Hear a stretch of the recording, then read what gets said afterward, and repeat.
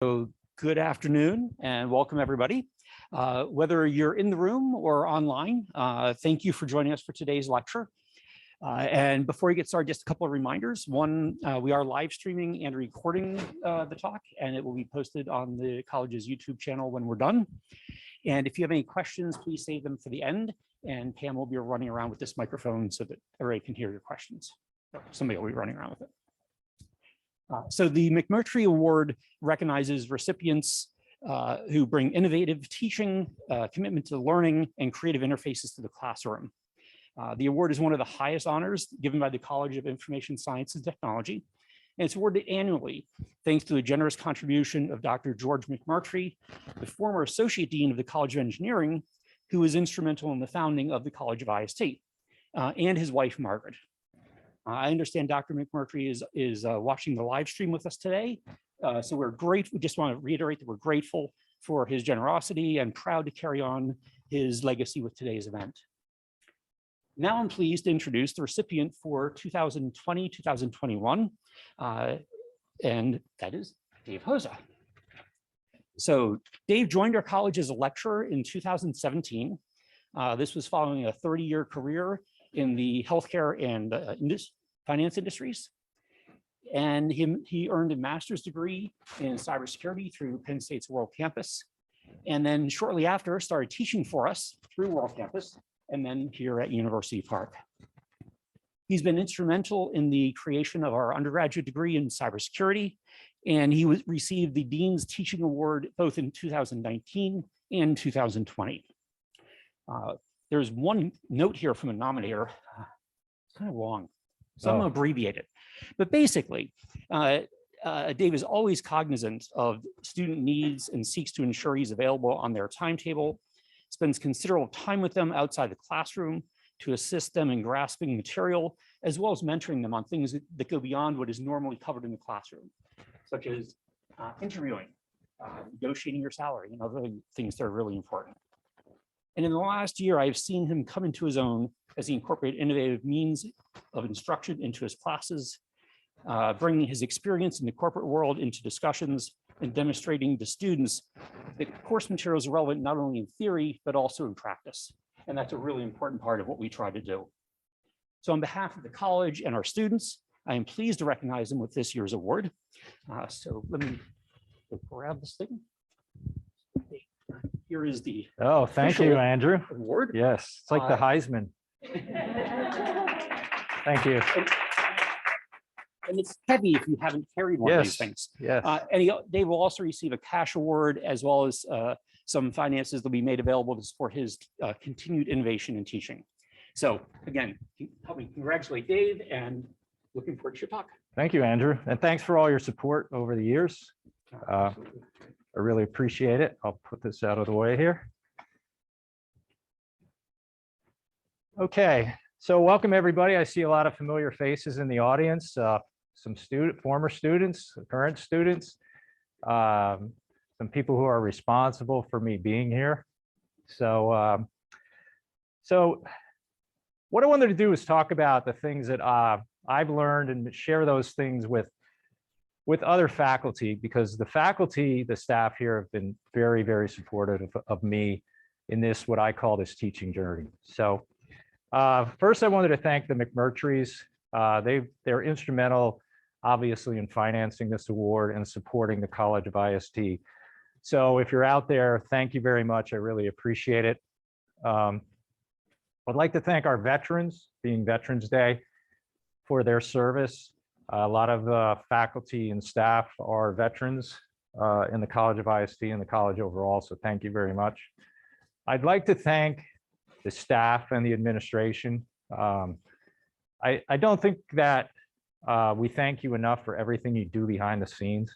Without your support and everything that you do, we couldn't do our jobs as teaching faculty, I know that. So thank you. And thanks, Pam, for all your help in getting me here and getting this thing together and helping me out and pushing me and nudging me to get my slides done and all that stuff.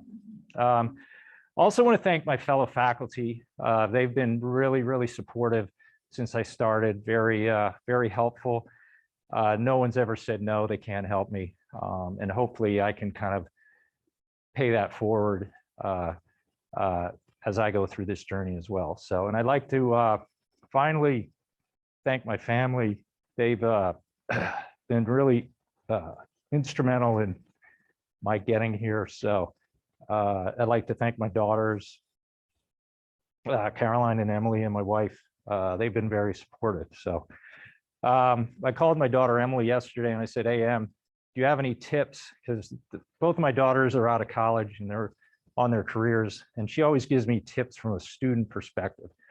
And she said, oh, you're doing that lecture. She said, are any of your students going to show up? And I said, maybe, I hope so. She said, well, make sure you give them extra credit. Okay. So those that showed up, you'll get extra credit. But yeah, she always gives me the face of the student, you know, what I should do right for students and stuff like that. So they've been really supportive. Okay, so some of you may have seen this before, but one of the things I like to do is I like to be an advocate for students. Okay, so if I hear about a problem, I like to say, hey, I'm going to see what I can do with the administration to help you out. So my first class, IST 110, I heard some rumblings from the students, and most of these students are freshmen. They're complaining about the squirrels on campus. Okay, they said there's aggressive behavior. It's concerning the students. And I noticed it too, you know, they run all around. And I actually took this picture, believe it or not. So there's not enough housing. Their GPAs are really poor. So I said, I'm going to talk to President Barron and I'll see what we can do about this problem. So we worked with admissions. We came up with this new plan. Okay, in a nutshell. So there's new admission requirements for squirrels on campus. You have to have a really high SAT, really high ACT. And this is an actual, if you haven't seen Sneezy, the Penn State squirrel on Facebook, definitely check it out. My understanding is these are not photoshopped. The girl who did this actually befriended the squirrels with peanut butter or something like that, and she's actually able to dress them up in different holiday attire, graduation gowns, all kinds of stuff. So definitely check it out. So hopefully you appreciate a little bit of my weird humor. I know some of my students know that I can kind of go off the rails a little bit here. Okay, so my background, Dean Sears did a really good job of kind of explaining. But yeah, I had 30 years of experience. I started a nerd fact here. My first internship around 1984, when I was in college, was a job programming one of the first Intel-based business systems in a language that I guarantee nobody ever heard about, called CADOL, not COBOL, CADOL. Okay, really interesting. I learned a lot, and I spent 15 years working for that company. We got acquired along the way, and then I went to work for Guardian Life and spent 17 years there.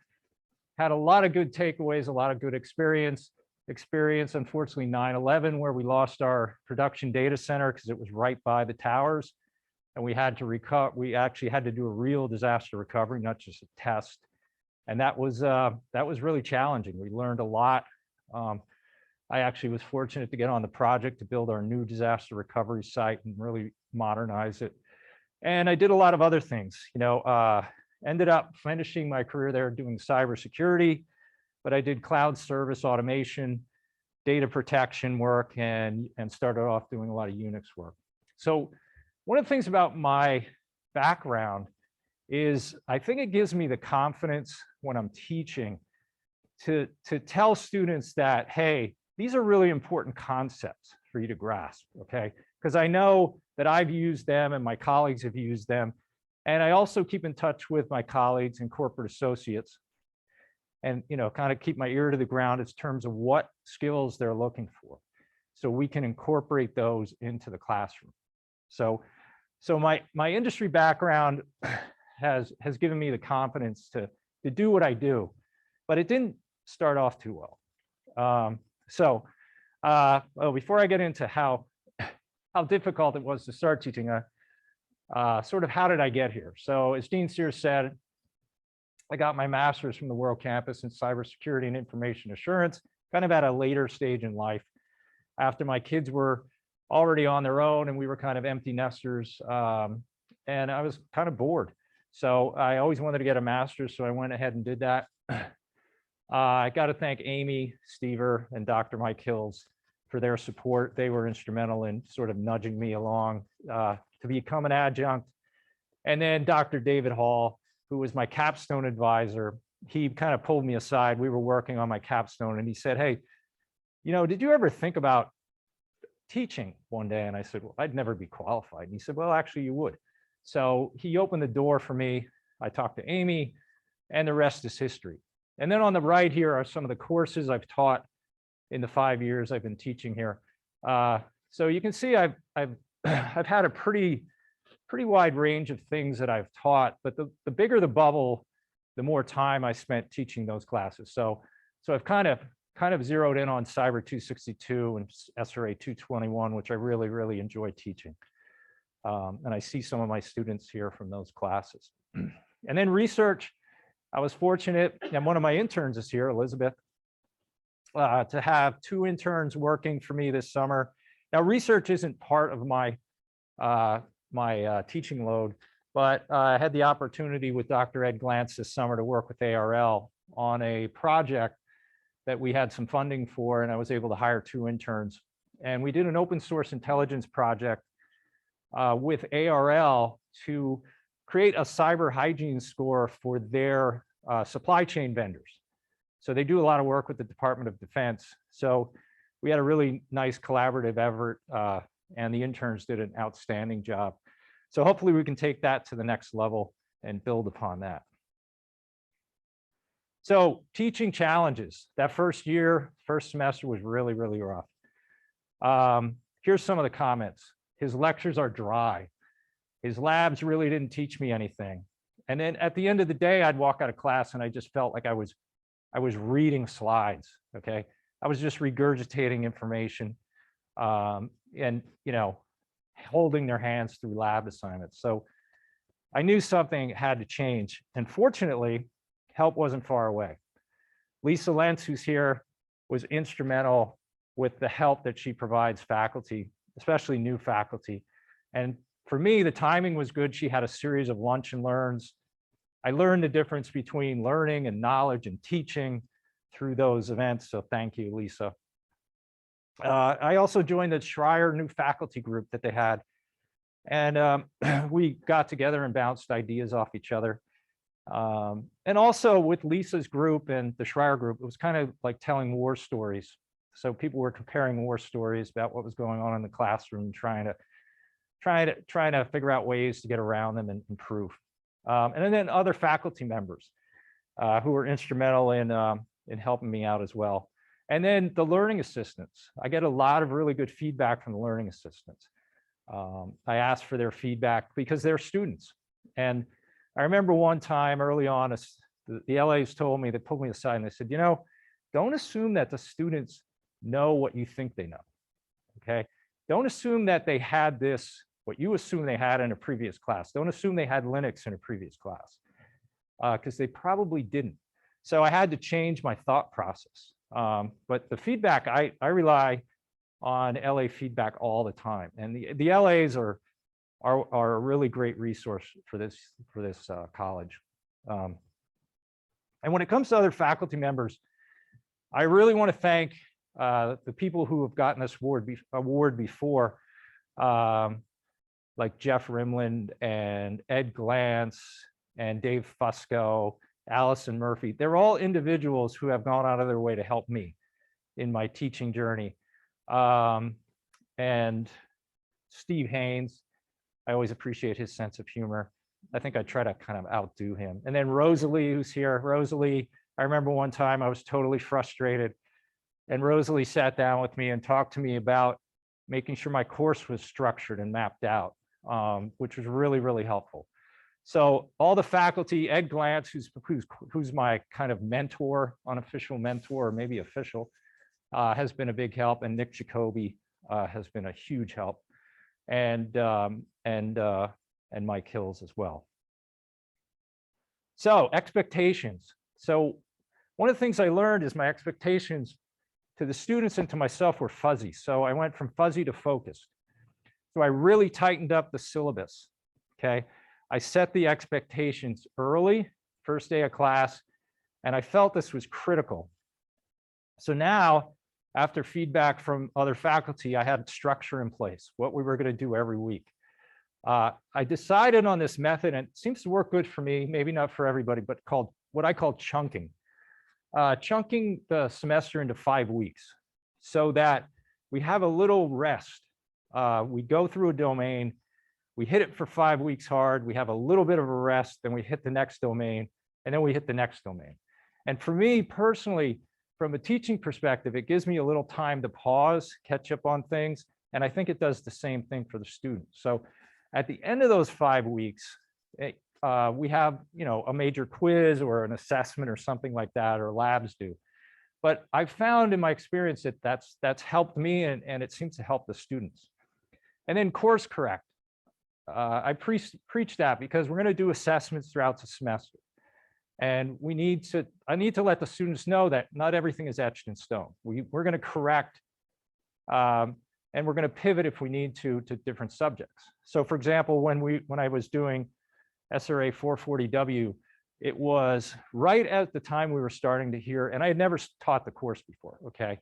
I think it's it's like a writing intensive capstone type course for seniors. So a lot of the seniors had what I call senioritis. And it was right about the time when we were starting to hear about COVID, right? And I looked at the previous, the World Campus version of the course, and it was really project programming based. And I thought, wow, this would probably be a really good opportunity to do pandemic planning in a course. Because if you read one of the disaster recovery books I had, and from my experience, one of the things they do talk about is pandemic planning. So what we did was, even before it officially became a pandemic, students started to put a plan together for what would Penn State have to do if we had a pandemic, a real pandemic. And then when it hit, they were like, wow, this actually really happened, and so what we did near the end of the semester was we said, take what you did and compare it to what Penn State did. Take what you did and compare it to what Bank of America did. And it was a really interesting class. So when I talk about correction and pivoting, I think it's important to have some flexibility depending on the class you're teaching. Now, this was seniors who are getting ready to move on, so it was a good opportunity.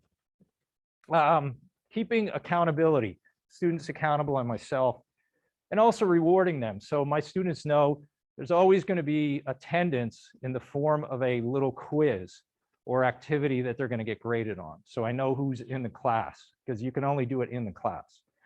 And that came from my daughter, Emily. She said, Dad, I hate it when I go to class and Dad, I always go to class. I said, yes. That's why you have a 4.0, which she actually graduated with, so I do take her advice very seriously. She said, I hate it if I go to class and I don't get credit, like something for being there. So that factors into my thinking there. And also, I feel it's important to reward the students that show up, but it gives me a way to do short little assessments of how they're doing. So the next class, we can maybe go over something that's like a rough spot. And then a strong syllabus to set expectations. And I see Jim is here. Jim and I talk about strengthening the syllabus all the time. And it's really been a big help to put the rules in place. Okay, what are the rules? We had to put rules in place for COVID, okay, as they came out. How am I, as an instructor, going to handle students who have COVID or think they have COVID? How do I handle drops? Do I drop a certain number of grades? So what I like to do is treat students like they're already working, okay? So I say, all right, for your attendance, you get 3 drops. Just like in industry, you get 3 sick days, 3 days where you need a break or something. So I drop the lowest in-class grade. So you can miss 3 classes and it's not going to affect you. So, so stuff like that. And then finally, I talk about consequences and the impact they can have on your future. So if you're cheating, if you get written up for academic integrity, if you don't come to class, if you don't participate, if you're a bad team player, guess what? When the FBI comes around to talk to us to do background checks, they ask us all those questions. And they walk around the halls, usually in the summer, talking to different professors. And they say, hey, do you have any reason to believe this person isn't a team player? Do you have any reason to believe they're not reliable? Have you ever noticed that they cheated? So this stuff, the consequences of your actions can really come back to hurt you later on in life. And your GPA, obviously, you want to keep that up so that you can get your resume to bubble up to the top. So reboot the pedagogy. Am I pronouncing that right? Pedagogy.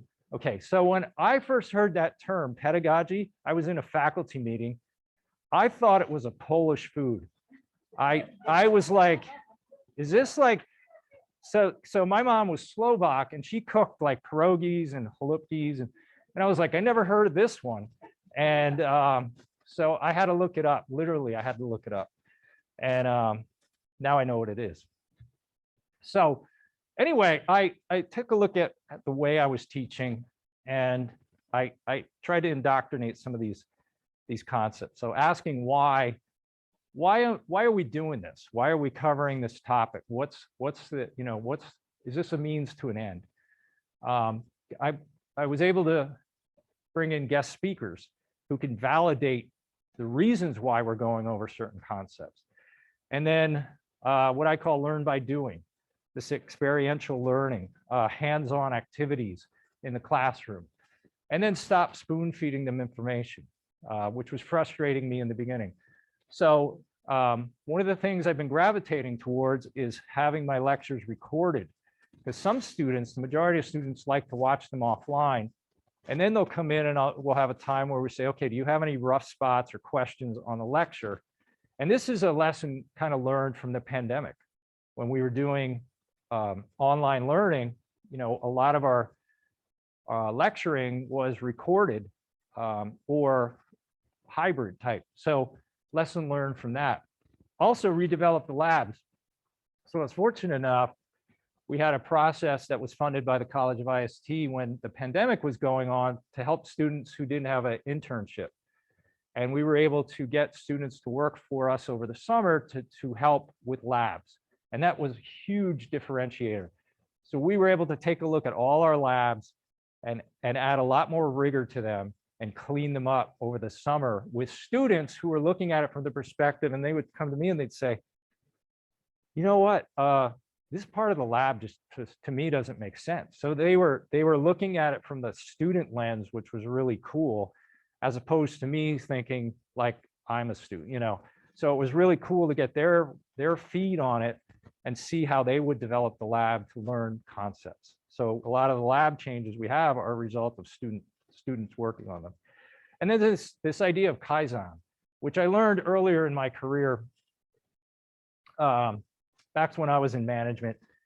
And the Japanese idea of continuous improvement. So coming back in an iterative process and looking at what you've done, assessing what you've done, and continuously improving upon that.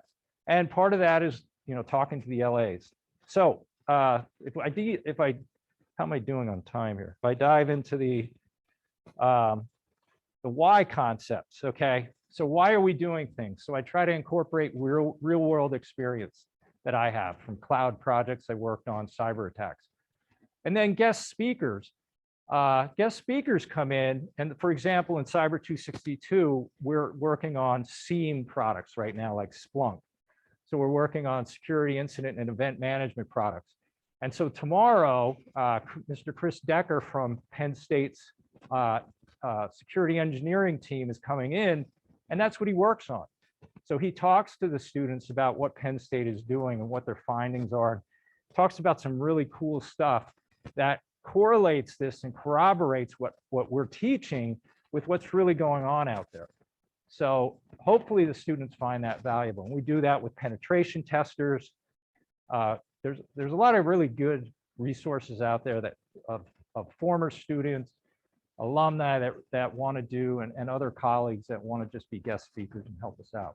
And then careers, talking about the careers that past and present students have, their feedback from careers. And then why, how does this why part of what we're doing, how does it equate to interviews, the types of questions you're going to get in interviews. And one of the things I add to all my courses is a module called the Career Toolbox.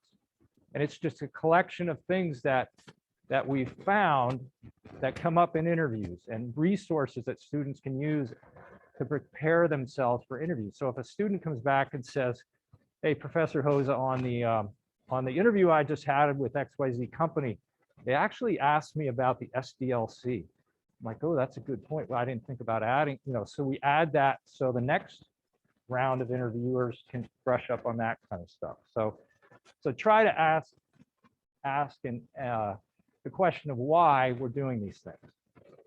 And then learn by doing and spoon feeding. So learn by doing exercises instead of just walking students through the lab step by step by step. What we try to do now is we have these short little hands-on assignments in class. So we're not sitting there lecturing, and we're actually working on the concept. So it's this idea of crawl, walk, run. Okay, first we want to crawl, then we're going to learn some basic things, then we're going to walk. Okay, we're going to get more advanced, and then we're going to run, and you're going to run, and you're going to do your own lab. All right, you're going to be challenged by the lab instructions, and some of the lab instructions tell the students what to do, but what I try to do is design at the end challenges that they have to figure out on their own. And then hybrid lectures. One of the things I'm experimenting with in when we have classes on Monday, Wednesday, Friday, is that Monday I don't take attendance. Monday, the lectures are posted, and it's up to you if you want to come to class and talk about the lecture or the reading, or you want to talk about anything. So it gives the student the option to figure out what it is that they want to work on. If they feel good about where they're at and they don't need any help, then I'm not going to take attendance that day. So this is something I'm experimenting with this semester. And I'm definitely going to tweak it. So trying to introduce different hybrid techniques into the class. And what I do is I don't do that right off the bat. The first 5 weeks were 3 days, attendance taken, and then we moved into the kind of Monday's a hybrid approach. You're expected to be here Wednesday and Friday. Students teaching students through what I call the Flash Briefing, and this has been really popular. So the Flash Briefing is a student every day. A student is assigned, they have to do one Flash Briefing. And it kind of harkens back to my days in industry. We always had a flash report or some kind of metric that we had to,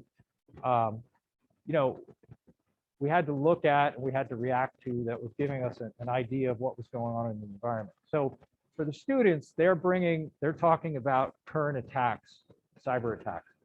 And then they have to relate the key terms that they've learned from this attack. And they have to do this in 5 minutes to the whole class. So they relate key terms, and then they relate the mitigation techniques that could be used to stop this attack. So for example, a firewall or multi-factor authentication or backups. And one of the big ones is ransomware. So it's a learning experience on both ends. So the students get more experience teaching and seeing what it's like to be on the other side of the podium. And the other students learn from that. Then we add a fun fact. So this can be very, very interesting. So students typically will say, oh, here's a picture of my cat or my dog.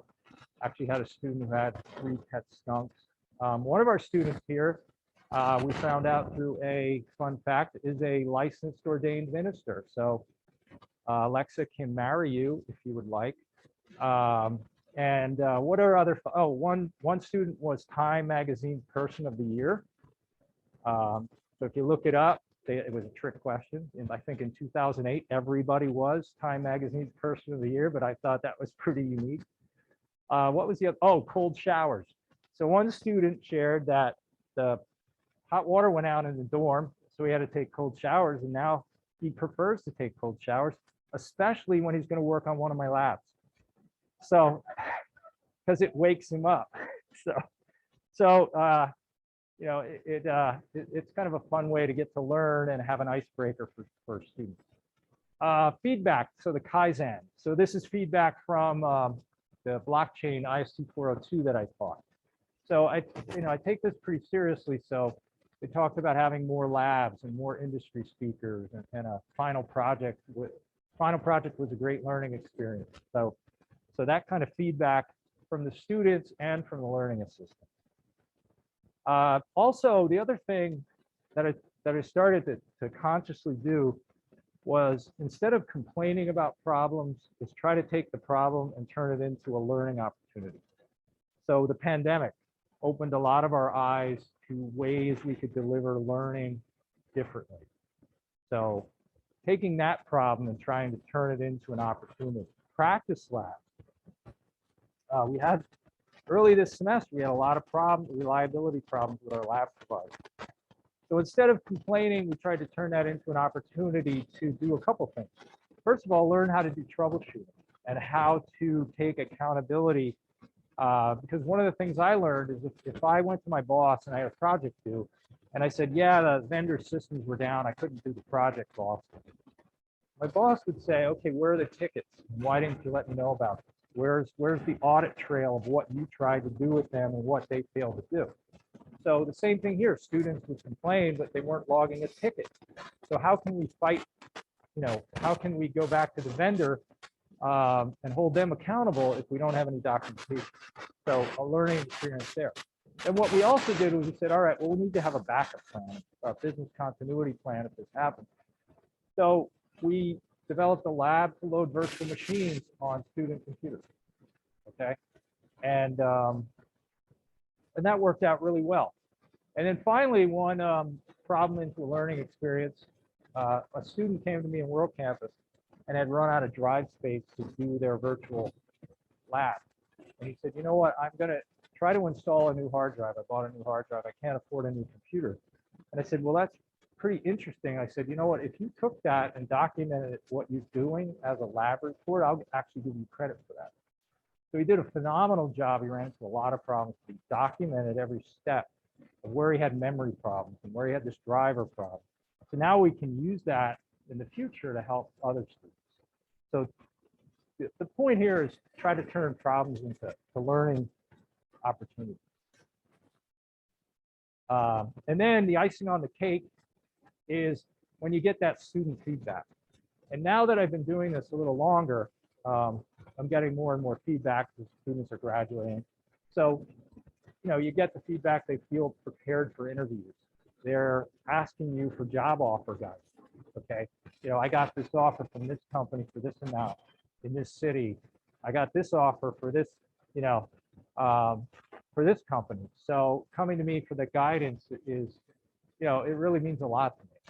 Grad schools, a lot of students with graduate school opportunities are asking me for advice. And then students reach out after graduation and share their success. I helped 2 graduates recently study for the CISSP, and they passed it, so that was good. They graduated about 3 years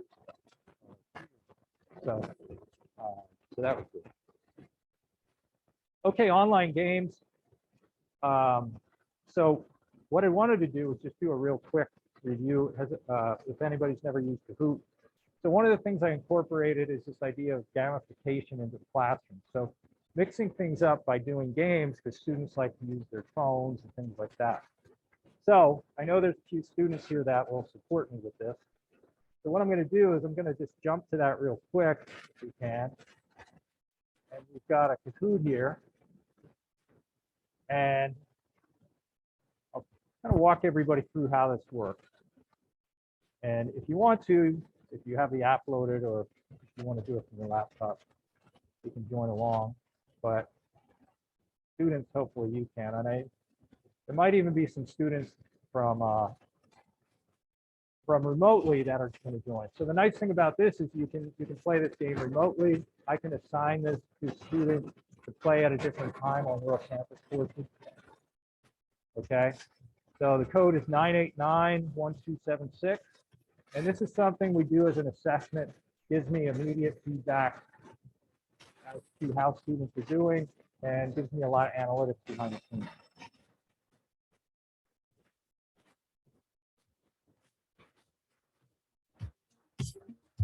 And it has cool music.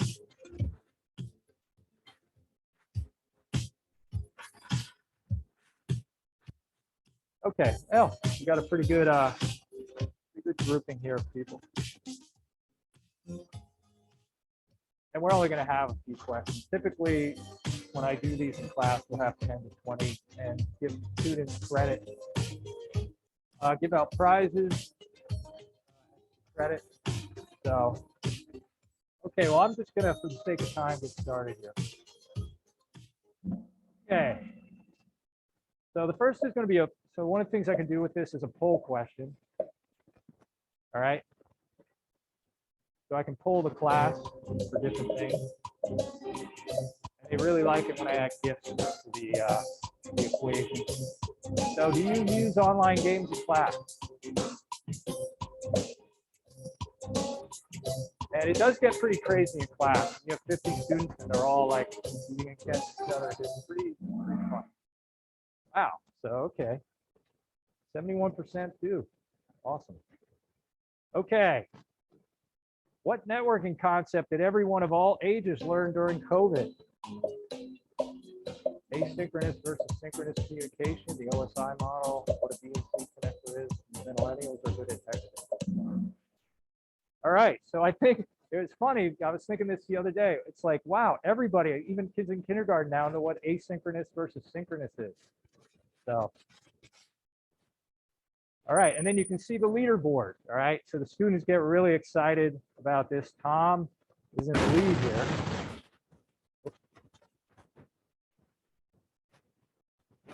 And then one of the things I can do is I can insert slides afterwards to talk about the reasons why that answer was that answer. Okay, and then finally a little joke. Why can't you trust Adam?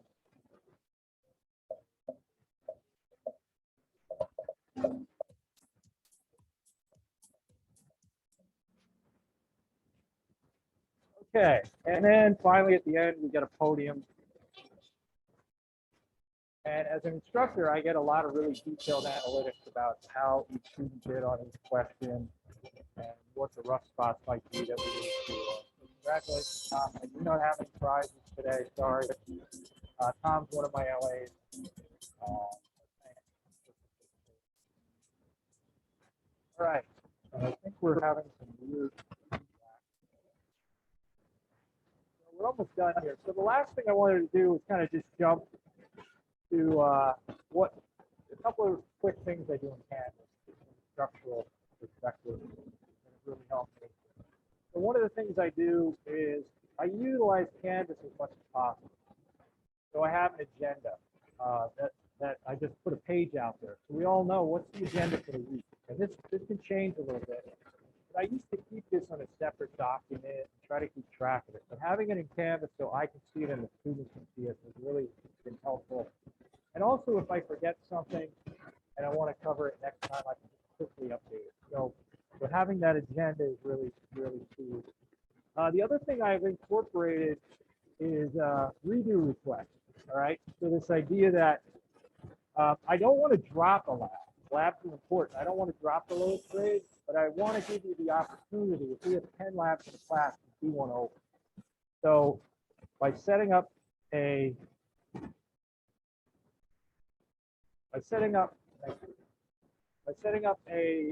assignment in Canvas, the student can one time submit a request and a reason why they want to redo that lab.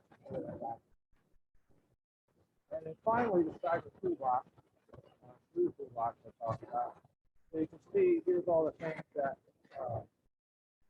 give the students, technical interview questions that come up, what class you should have had, refer back to cover those concepts, so on and so forth.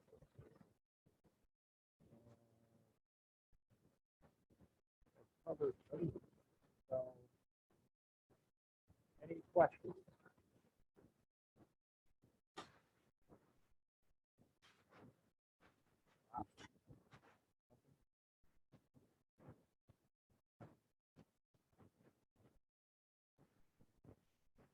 Dave, I was wondering if you could, what you think is the single most important thing that ST undergraduates can learn here before graduating? Wow.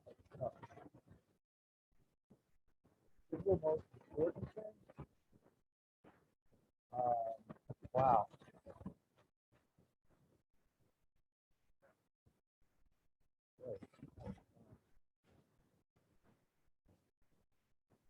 Oh, okay.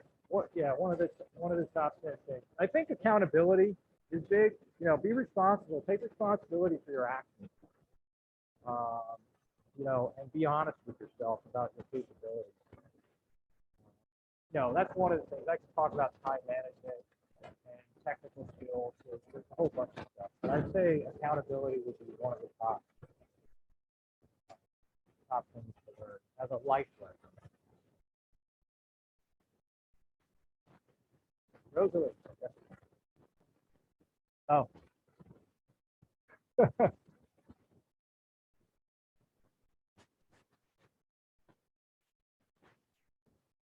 He was very kind.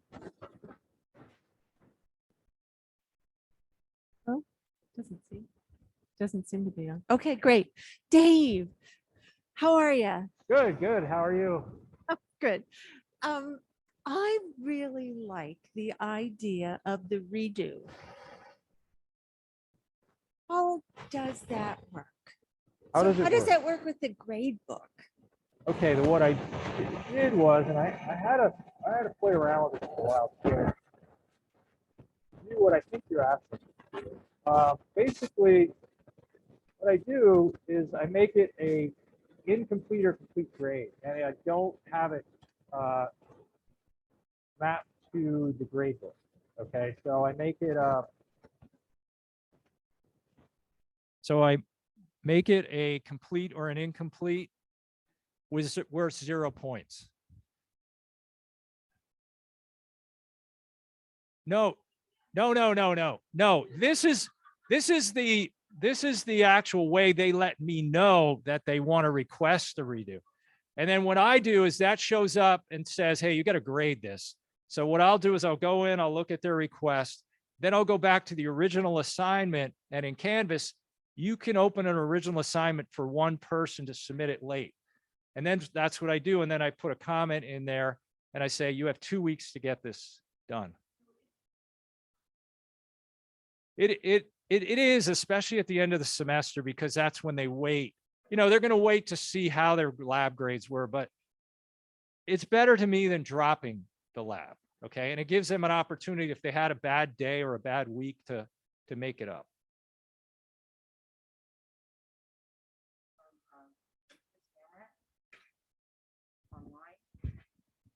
He's asking, with continuous improvement, what do you want to tinker with next in your teaching? I just have an easy question. What do I want to tinker with next? And that would be adding more rigor to the labs, to the courses that I teach labs in, and making them, instead of just a lab report, making it more of a progressive challenge. And there's technology that we would need to do that is out there. So I've been having some discussions with Jeff about that. So that would be, to me, that would be a really big win, I think, for a lot of students, if we could do that.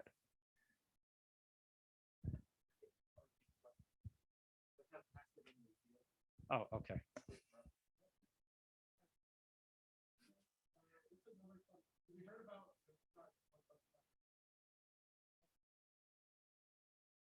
Another fun fact about me, when I was in college, to make extra money, I was Santa Claus at the mall for a couple weekends. All right. And I was a little heavier then, so I could pull it off. And the regular Santa was usually drunk. So they would call me pretty often. So.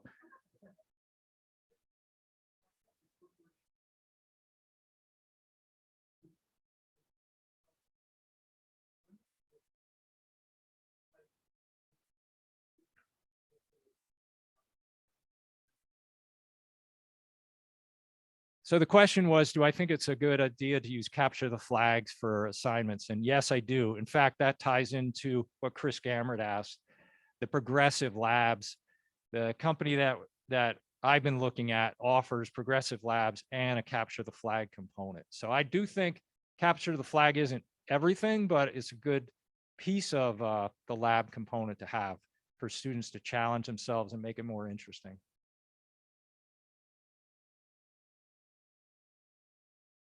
All right, anything else?